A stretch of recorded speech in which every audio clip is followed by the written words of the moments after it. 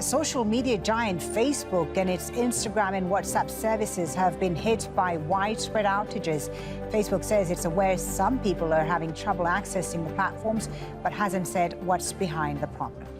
Well, let's speak to Ian Sherr about this. He's the editor-at-large at the consumer tech site CNET, and he's joining us from Maryland in the U.S. Very good to have you with us. Tell us about what this all is about. I mean, Facebook says some users, but this looks like a global outage. How widespread is it? Well, it's hard to tell. I will say that when we're talking about Facebook, more than half the world's online population is using it every month. So, you know, a few users can be a lot of users. But this is a significant look. These outages happen from time to time. Right. Sometimes they are the result of bad behavior, hacks or something. Other times it's someone who pushed the wrong button.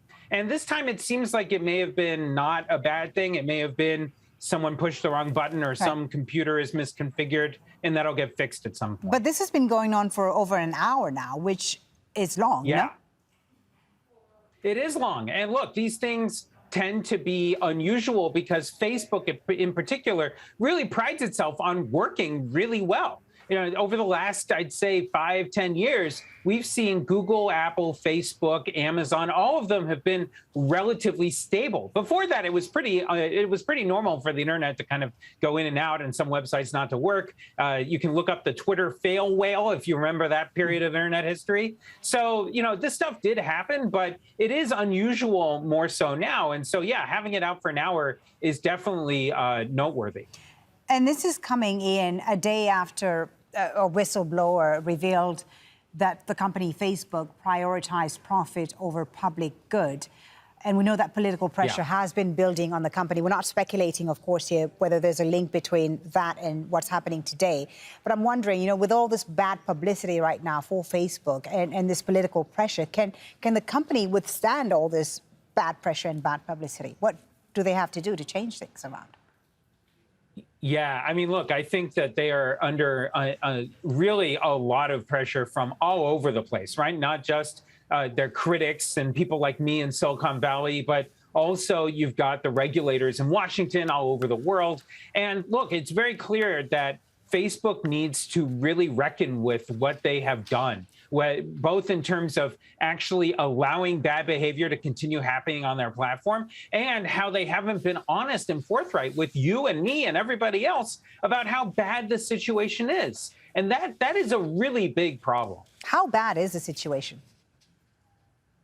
I mean, it's very clear that that harassment and the spread of disinformation, undermining democracy, all of these things have been happening on a wider scale than Facebook has told us about. We don't have access to any data that actually tells us. All we have are little slivers of information. Right. So it is a big, big problem. And the company has shown internally that they know that.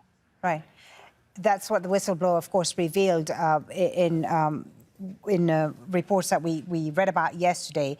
You know, when you see all this you wonder, of course, if, you know, one company, Facebook, owning multiple major online platforms is a good idea. What can regulators do about this? Yeah, I mean, look, there's been efforts inside of Washington to talk about whether or not Facebook should be forced to be broken up. You may remember that 20 years ago, that conversation was happening around Microsoft.